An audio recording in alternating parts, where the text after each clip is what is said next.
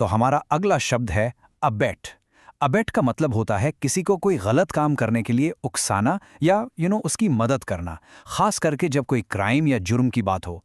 Basically किसी negative काम में हेल्प करना। चलिए इसका एक सेंटेंस में इस्तेमाल देखते हैं। He was guilty of aiding and abetting the thief। इसका मतलब क्या हुआ?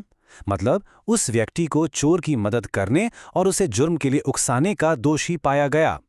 By the way, adding and abetting अक्सर एक साथ यूज होता है और एक लीगल टर्म है। अच्छा, जरूरी नहीं है कि अबेट हमेशा क्राइम के लिए ही यूज हो। ये एग्जाम्पल देखिए, her silence during the meeting seemed to abet the manager's unfair decision. यहाँ इसका मतलब है कि मीटिंग के दौरान उसकी चुप्पी ऐसी लगी मानो वो मैनेजर के गलत फैसले को सपोर्ट कर रही हो।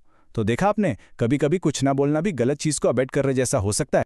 चलिए अब क्रिमिनल एक्टिविटी का एक और बिल्कुल साफ उदाहरण देखते हैं। The driver agree to abet the robbers in their plan to escape. यहाँ तो बिल्कुल क्लियर है ना? ड्राइवर ने डाकुओं को उनके भागने के प्लान में मदद करने के लिए हाँ कर दी।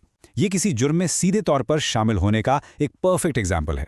अब देखिए ये शब्द रियल वर्ल्ड में कैसे यूज होता है। ये एक न्यूज़ हेडलाइन है, tech CEO charged with aiding and abetting financial fraud. इसका मतलब है कि एक टेक कंपनी के सीईओ पर फाइनेंशियल फ्रॉड यानी पैसे की धोखाधड़ी में मदद करने का आरोप लगा है। इससे आप समझ सकते हैं कि ये शब्द लीगल और मीडिया रिपोर्ट्स में कितना कॉमन है। ओके, तो अब जब आप मतलब समझ गए हैं, चलिए इस शब्द के कुछ सिनोनिम्स और एंटोनिम्स पर नजर डालते हैं। सिनोनिम्स यानी इससे मिलते जुलते शब्द हैं असिस्ट, हेल्प, इनकरेज और सपोर्ट।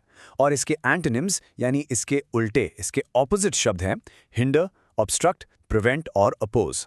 इन सब का मतलब है किसी काम में रुकावट डालना या उसका विरोध करना, बिल्कुल एडजुबेट का उल्टा। तो अब आपकी बारी। अबेट का मतलब और इस्तेमाल समझने के बाद एक कोशिश तो बनती है, राइट? क्या अब आप अबेट शब्द का इस्तेमाल करके एक सेंटेंस बना सकते हैं? ट्राई जरूर करिएगा।